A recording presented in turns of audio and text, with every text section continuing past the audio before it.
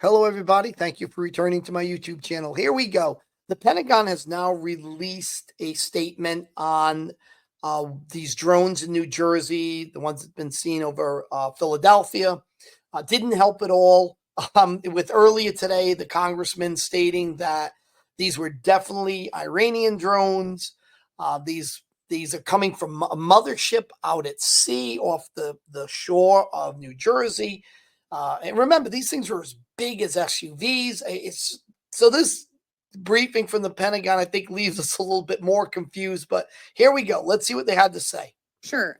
So at this time, aware of those drone sightings that have been reported, at this time, we have no evidence that these activities are coming from a foreign entity or the work of an adversary. We're going to continue to monitor what is happening, but at no point were our installations threatened when this activity was occurring. Can you rule out that these are American drones or U.S. military drones? These are not U.S. military drones. Again, this is being investigated by local law enforcement. What our initial assessment here is that these are not drones or activities coming from a foreign entity or adversary. Representative Jeff Van Drew, who is a Republican from New Jersey, was just on the air saying that Iran launched a mothership probably about a month ago that contains these drones, and that mothership is off the coast of the east coast of the United States. Is there any truth to that? There is not any truth to that. There is no Iranian ship off the coast of the United States, and there's no so-called mothership launching drones towards the United States.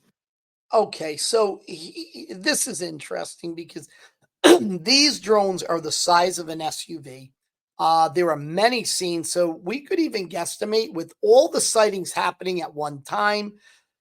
In many places, they're seen in groups, clusters. Maybe there's 100 at a time out there. The size of an SUV, they must cost $200,000 being that big. Especially if they're covering a long distance. I mean, these are very expensive, maybe $100,000. I don't know. Somebody can, let me know in the comments, but they're very expensive. That's 100 operators, professional. They've flown these things in very adverse conditions. They're flying them around military bases. So it's so hard because they're saying, well, it's not U.S., it's not foreign entity. They're not saying it isn't a civilian organization, but what civilian organization with that kind of money buying these would want to put themselves in a legal situation, flying them around, challenging FAA law and where these things can be flown? They've been seen out at airports where they weren't supposed to be. The state police have said when they've flown their drones at these things, they shut their lights off and then disappear. They take off. So what is going on is very perplexing at this point because the Pentagon is saying, well, no, it doesn't seem to be anything of a high threat. I mean, that's kind of what I'm inferring from this, but I don't know. Let me know. This is just getting to be a deep rabbit hole.